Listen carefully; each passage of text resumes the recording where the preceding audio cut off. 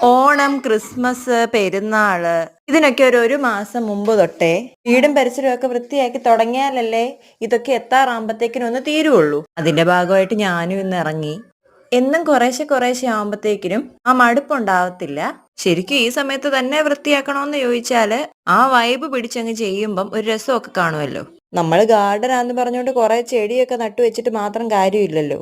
മൊത്തത്തിൽ അതിനൊരു ഭംഗി വരണമെങ്കിൽ അത് നല്ലപോലെ മെയിൻറ്റെയിൻ ചെയ്തേ പറ്റുള്ളൂ. എന്നെ പോലെ മുറ്റത്തോരോ താജ്മഹൽ പണിയുന്നവരുടെ പ്രത്യേക ശ്രദ്ധയ്ക്ക് ഇതൊക്കെ പണിത് വെച്ചാൽ ഇടയ്ക്കിടയ്ക്ക് ഇതുപോലത്തെ ഓരോ ടാസ്കുകൾ വന്നുകൊണ്ടേ ഇരിക്കുവേ. ഞങ്ങളുടെ അത്ത പറയുമായിരുന്നു, ഇതൊന്നും ഇല്ലായിരുന്നപ്പം തൂമ്പ കൊണ്ട് 4 കിള കിളച്ചാ കാടൊക്കെ അങ്ങ് പോവായിരുന്നെന്ന്. ഇപ്പൊ ഇതിനിടയ്ക്ക് ഓരോ ചെടികൾ നിൽക്കുമ്പം തൂമ്പ കൊണ്ട് കിളയ്ക്കാൻ ഇറങ്ങാൻ പറ്റുമോ? കൈ കൊണ്ട് നുള്ളി നുള്ളി പറിച്ചെടുക്കണം. ഇതൊക്കെ ചെയ്തോണ്ടിരുന്നപ്പം നമ്മുടെ വിങ്കാറോസിനെ തൊട്ടില്ല എന്ന് പറഞ്ഞൊരു തേങ്ങ വന്നു വീണേ.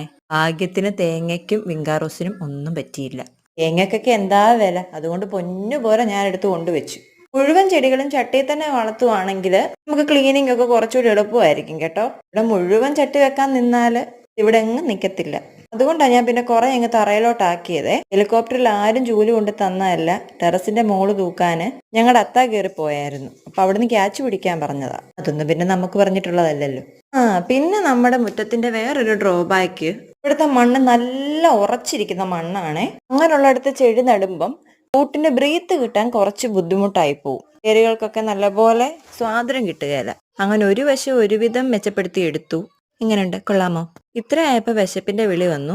എന്നാ പിന്നെ ഇപ്പൊ ഇത്രയൊക്കെ മതി, വേഗം ഫുഡൊക്കെ കഴിക്കാൻ പറഞ്ഞു. ആര്? ഞാൻ തന്നെ. അങ്ങനെ നല്ല ചൂട് കഞ്ഞിയും പയറുതോ